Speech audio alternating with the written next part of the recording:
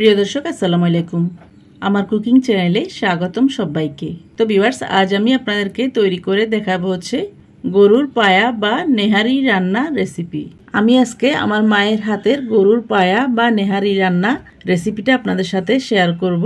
ছোটবেলায় আমার মা এভাবে গরুর পায়া বা নেহারিটা রান্না করতেন। ওনারা দুদিন পর্যন্ত এই পায়াটা রান্না করতেন। দুদিন পর্যন্ত পায়াটা রান্না করলে কিন্তু পায়ার মধ্যে একটা মজাদার জুসিনেস ভাব থাকে। তবে আমি সেম প্রসেসে একদিনেই এই পায়াটা রান্না করে দেখাবো। স্বাদটা কিন্তু একই থাকবে। খুবই কম সময়ে একদম সহজ পদ্ধতিতে কয়েক রকম টিপস সহ এই গরুর পায়া বা নেহারি রান্নার রেসিপিটি আপনাদের সাথে শেয়ার করব।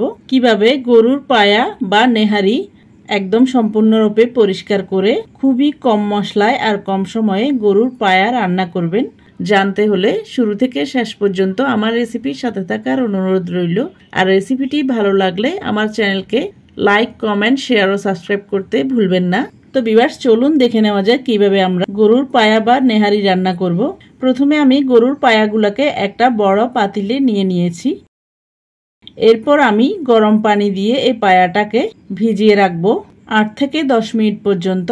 এভাবে ফুটন্ত গরম পানিতে পায়াটা পরিষ্কার করে নিয়ে একটা জিপলক প্যাকেটে ভরে আপনারা ফ্রোজেনও করতে পারেন অথবা সাথে সাথেও রান্না করে নিতে পারেন। ফ্রোজেন করার পর যেদিন রান্না করবেন আর একটু ফুটন্ত গরম পানি দিয়ে পায়াটাকে ধুয়ে নেবেন, এতে করে তাজা একটা স্বাদ পাওয়া যাবে। তো ভিউয়ার্স, দেখতে পাচ্ছেন আমি গরুর পায়াগুলোকে একদম ভালো করে ডুবিয়ে রেখেছি। ফিরে আসলাম 10 মিনিট পর। এরপর আমি আপনাদেরকে দেখিয়ে দিচ্ছি। দেখতে পাচ্ছেন গরুর পায়াটা এখনো কিন্তু ভালো করে ধুইনি। গরম পানিতে ভেজানোর ফলে কতটা রক্ত আর ময়লা বেরিয়ে এসেছে দেখতে পাচ্ছেন।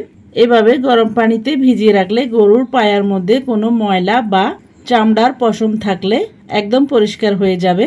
এরপর আমি অফ ক্যামেরায় 2-3 বার করে গরুর পায়াগুলোকে ভালো করে ধুয়ে নিয়েছি। তো ভিউয়ার্স, দেখতে পাচ্ছেন পায়াগুলোকে আমি ভালো করে ধুয়ে একটা পাতিলে নিয়ে নিয়েছি। এরপর আমি চলে যাব রান্নার মূল প্রসেসে। পায়াগুলোকে যে পাতিলে রান্না করব ওই পাতিলে নিয়ে নিয়েছি। এরপর আমি এখানে দিয়ে দিয়েছি 250 গ্রাম মাথার মাংস। এরপর আমি দিয়ে দেব 2 কাপ পরিমাণ পেঁয়াজ কুচি। পেঁয়াজ কুচিটা একটু বেশি দিলে এর ঝোলটা বেশ ঘন হবে, খেতেও ভালো লাগবে। দিয়ে দেব 2 টেবিল স্পুন পরিমাণ আদা বাটা। এরপর দিয়ে দেব 3 টেবিল স্পুন পরিমাণ রসুন বাটা।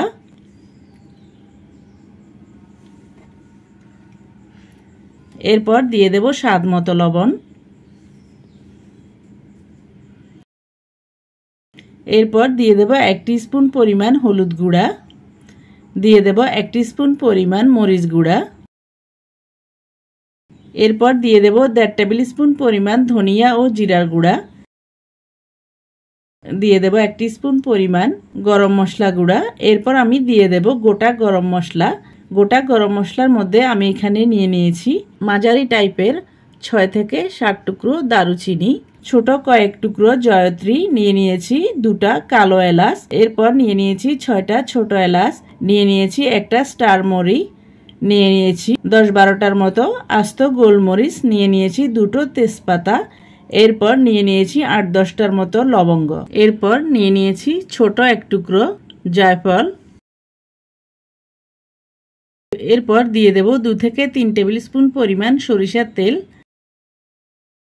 এরপর আমি দিয়ে দেব গরম পানি। এখানে আমি পায়াটা ডুবে যাওয়া পর্যন্ত পানিটা দিয়েছি, যাতে বারবার পানি দেওয়া না লাগে, এজন্য আমি পানিটা দিয়েছি। এখানে আমি গরম পানিটাই দিয়েছি। এরপর আমি একটা কাঠের চামচের সাহায্যে মশলা আর পায়াগুলোকে ভালো করে নেড়ে ছেড়ে মিক্স করে নিয়ে ঢেকে দিয়ে চলে যাব চুলায়।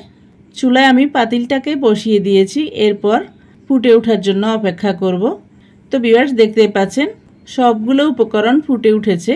এরপর আমি দিয়ে দেব 8-10টার মতো কাঁচামরিচ। এই কাঁচামরিচটা আমি প্রথম অবস্থায় দিতে ভুলে গিয়েছি, এজন্য এই পর্যায়ে দিয়েছি। এরপর আমি ঢেকে দিয়ে চুলার আঁচটাকে মিডিয়াম থেকেও কম আঁচে রেখে 5 থেকে 6 ঘন্টার জন্য রান্না করে নেব। এই 5 থেকে 6 ঘন্টার মধ্যে পায়াটা একদম সেদ্ধ হয়ে যাবে। দেখতে পাচ্ছেন কতখানি ঝোল কমে গিয়েছে আর ঝোলটাও একদম ঘন হয়ে গিয়েছে। পায়াটাও মোটামুটি সেদ্ধ হয়ে গিয়েছে। এরপর আমি পায়াটাকে চুলার উপরে একদম নিবু নিবু আঁচে রেখে দেব। আর অপর চুলায় আমি আটা বা ময়দা একটু লালচে ট্যাপ করে ভেজে নেব। তো ভিউয়ার্স দেখতে পাচ্ছেন আমি এখানে আটা দিয়েছি 3 টেবিল স্পুন পরিমাণ। এরপর আমি আটাটাকে একটু লালচে ট্যাপ করে ভেজে নিয়েছি। এভাবে আটাটাকে টেলে নিয়ে একটু পানি দিয়ে মিক্স করে নিয়ে পায়াটা সেদ্ধ হওয়ার পর দিলে এর ঝোলটা একটু ঘন হয়, খেতে খুবই ভালো লাগে। এরপর চুলাটাকে বন্ধ করে দিয়ে এখানে আমি 1 কাপ পরিমাণ পানি দিয়ে ভালো করে মিক্স করে নিয়েছি। এরপর আমি অফ ক্যামেরাতে 10-12 কোয়া তেঁতুল নিয়ে একটু পানি দিয়ে হাত দিয়ে কষলিয়ে নিয়ে 2 টেবিল চামচ পরিমাণ তেঁতুলের টক তৈরি করে নিয়েছি। পায়া বা নেহারি রান্না করার সময় এই তেঁতুলের টকটা কিন্তু দিতেই হবে, এতে করে খাওয়ার সময় হালকা একটু টক মিষ্টি ভাব পাওয়া যায়, খেতে খুবই ভালো লাগে। এরপর দিয়ে দিচ্ছি আগে থেকে টেলে নেওয়া আটার মিশ্রণটা। এরপর আমি তেঁতুল ঘোলা পানিটা আর আটার মিশ্রণটাকে ভালো করে নেড়ে চেড়ে ঝোলের সাথে মিক্স করে নেব। তো ভিউয়ার্স দেখতে পাচ্ছেন দুটো উপকরণই আমি মিক্স করে নিয়েছি। এরপর ঢেকে দিয়ে চুলার আঁচটাকে একদম নিবু নিবু আঁচে রেখে অপর চুলায় আমি বাগারটাকে রেডি করে নেব। চুলায় একটা প্যান বসিয়ে দিয়ে দিয়েছি 1/2 কাপ পরিমাণ সরিষার তেল। এদিকে তেলটা গরম হতে থাক আর আমি বাগারের জন্য কি কি মশলা নিয়েছি দেখিয়ে দিচ্ছি। এখানে আমি নিয়েছি পেঁয়াজ কুচি, রসুন কুচি আর নিয়েছি শুকনো লাল মরিচ। এরপর তেলটা ভালো করে গরম হয়ে গেলে দিয়ে দেব 4 থেকে 5টা শুকনো লাল মরিচ। এরপর মরিচটা একটু মুচমুচে হয়ে এলে দিয়ে দেব 1/2 কাপ পরিমাণ পেঁয়াজ কুচি আর দিয়ে দেব 2 টেবিল স্পুন পরিমাণ রসুন কুচি। এরপর পেঁয়াজ আর রসুনটাকে আমি একটু লালচে টাইপ করে ভেজে নেব। তো ভিউয়ার্স দেখতে পাচ্ছেন পেঁয়াজ আর রসুনটা একটু লালচে টাইপ হয়ে ভাজা হয়ে গেছে। এরপর আমি সরাসরি এই বাগারটাকে পায়া রান্না করা পাতিলে ঢেলে দেব।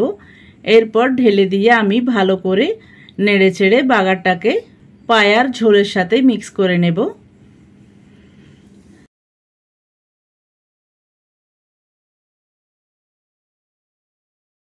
এরপর আমি ঢেকে দিয়ে আরও 10 থেকে 15 মিনিট পর্যন্ত চুলার আঁচটাকে একদম নিবু নিবু আঁচে রেখে পায়াটাকে রান্না করে নেব।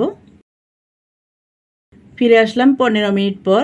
এরপর আমি আপনাদেরকে নেড়ে চেড়ে দেখিয়ে দিচ্ছি। দেখতে পাচ্ছেন পায়ার ঝোলটা কেমন ঘন হয়ে এসেছে। এরপর একদম শেষ পর্যায়ে দিয়ে দেব 1 টিস্পুন পরিমাণ ভাজা জিরার গুঁড়া, দিয়ে দেব 1/2 টিস্পুন পরিমাণ ভাজা গরম মশলা গুঁড়া। এরপর আমি এই দুটো মশলাকে ভালো করে নেড়ে চেড়ে পায়ার সাথে মিক্স করে নেব। এরপর মিক্স করে নিয়ে ঢেকে দিয়ে চুলার আঁচটাকে একদম নিবু নিবু আঁচে রেখে আরও 5 মিনিট পর্যন্ত রান্না করে নেব। ফিরে আসলাম 5 মিনিট পর। তো ভিউয়ার্স দেখতে পাচ্ছেন এই 5 মিনিটে পায়ার ঝোলটা একদম ঘন হয়ে গিয়েছে আর কেমন সুন্দর একটা কালার এসেছে দেখতেই পাচ্ছেন।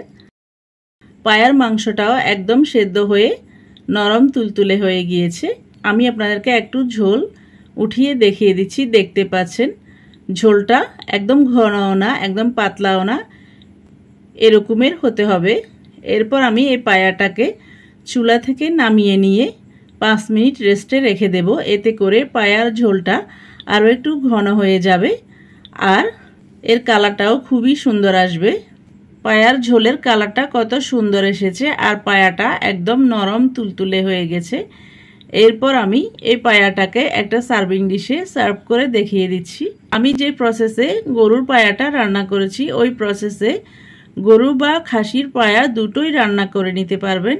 আর এই পায়াটা নান রুটি, পরোটা বা চাউলের গুঁড়ার রুটির সাথে খেতে খুবই ভালো লাগে। তো ভিউয়ার্স আপনাদের সবার কাছে অনুরোধ থাকবে আমার আজকের এই পায়া রান্নার রেসিপিটি যদি ভালো লাগে তাহলে আসছে ঈদে বাসায় একবার হলেও ট্রাই করবেন। আর রেসিপিটি ট্রাই করলে কেমন হয়েছে কমেন্ট করে জানাবেন।